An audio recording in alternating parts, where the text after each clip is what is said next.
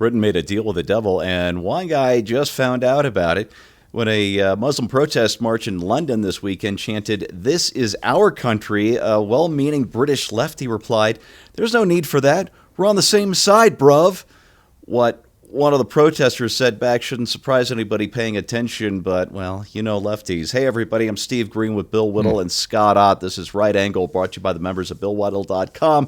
Gentlemen, what the Muslim protester said back was, "No, we aren't on the same side." So this is what we call a learning moment, but it was just one of several on Saturday in London's Whitechapel district, where Muslims now outnumber Christians by more than 2-1. So earlier in the week, the far right, we got to put that in scare quotes, UK Independence Party, the UKIP, planned for a Saturday protest in the Whitechapel district to, quote, reclaim Whitechapel from the Islamists. But British authorities used the Public Order Act to forbid the UKIP march. However, local Muslims, most of them wearing masks, were allowed to march, and they were joined by the Socialist Counterfire Group, Antifa, of course, and the Socialist Workers' Party. And at least one of those guys was surprised to learn the Muslims don't think the pasty white socialist soy boys are their allies. Go figure. And Bill, just so we're clear, in Britain today, it's illegal for the English to hold a "This is our country" protest, but it is legal for Muslims to hold a "This is our country" counter-protest to the protests that the authority bans. Go. This is why I think that militant Islam is just the worst thing that's happened to the human species, and certainly since for the last 700-800 years. And if you look at pictures of places like Kabul or Tehran in the 1970s, and you see all these women in miniskirts and everything's manicured and everything's beautiful, and it's all due to this religion, at least as it's expressed in its modern form. Actually, I'm not gonna give them that excuse. It's always been this way. This is how the religion has always functioned. But with that said, I respect the Islamists a lot more than I respect the progressives, because the progressives don't have the sense to listen to what these people are actually saying. Queers for Palestine is simply the most oxymoronic. It's the most oxymoronic statement in the history of the world. And how deluded do you have to be a gay American? I can understand people supporting the Palestinian point of view in this conflict. I don't, but I can understand it. But for queer people to say that we're on the side of the Palestinians, when if they were to go over to Palestine, they'd find themselves on top of a tall building and take them longer to go up the building than it would take them to come back down again. And their inability to see this is what is the most striking thing about the left. The left has been using Islam as their muscle against the right, thinking somehow that when this whole thing is over and all those pesky conservatives and capitalists and Americans and all the rest of them are destroyed, what do they think is going to happen after that? I really think that leftists think that when it's all over, you could have Noam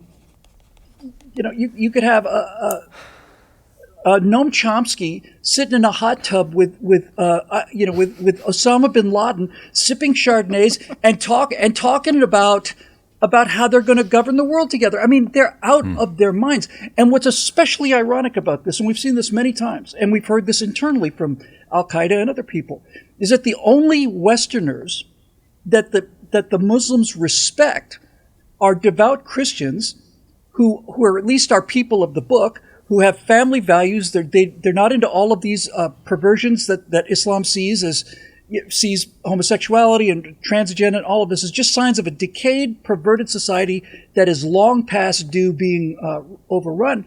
The only people that they respect and would spare would be strong Christian families, with strong men, and those people would be allowed to live as dhimmis. I mean, there's just no question about it. How dumb do you have to be? And I guarantee you that guy did not learn his lesson. I guarantee you he did not. No. I am not taking that bet. Even if you offer me great odds, no way am I taking that bet.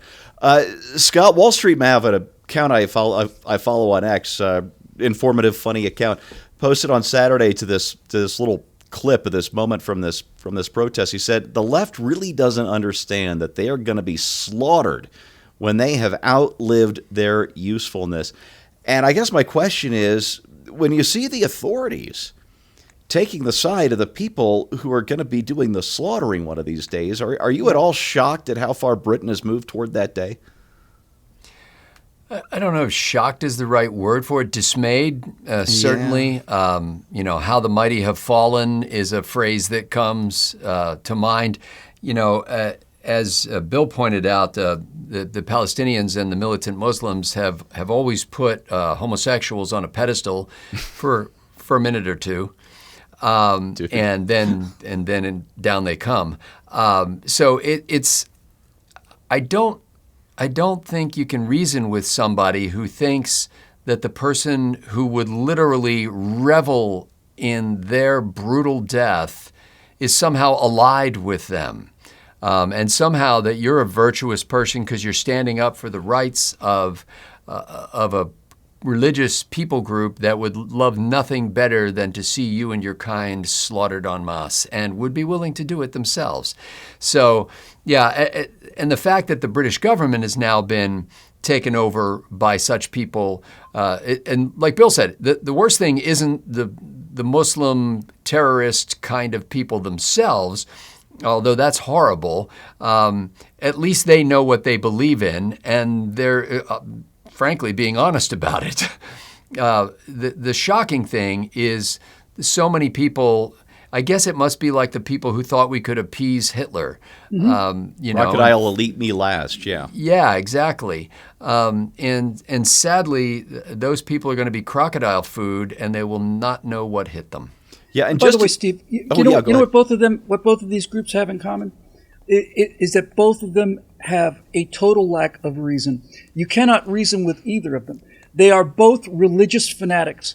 And the left will tell you, we're not religious, we're atheists. No, your religion is militant atheism, and you are as religiously minded as they are because you cannot change your mind despite an overwhelming preponderance of evidence. You are not a rational person, and I don't want to say you deserve what you're going to get because they don't, but the irony for me, ever since I've gotten into this political game, is conservatives are fighting like the devil to stop liberalism in order to protect what would happen to liberals if we didn't.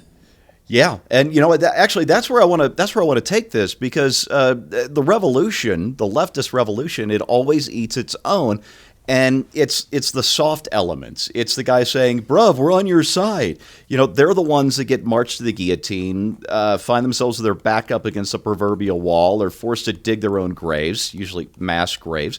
Look no further back than 79 when Khomeini led an alliance of well-meaning lefty reformers and hardcore Islamists who toppled the Shah of Iran. But of course, the Islamists are still in charge nearly 50 years later. And the last time you heard from a reformer in Iran, a regime assassin put a bullet through her neck. So this is what happens to the left when they ally themselves with Islamists. And it's leftism in general. Roche's Bolsheviks did the same thing to the Mensheviks 100 years ago. The French Republic devolved into the Reign of Terror. And the thing is, if lefties knew enough about their own history to understand what's going to happen to them every single time, they'd be conservatives. Well, that's your right angle on that, brought to you by the members of BillWhittle.com. Thanks for watching. We'll see you next time.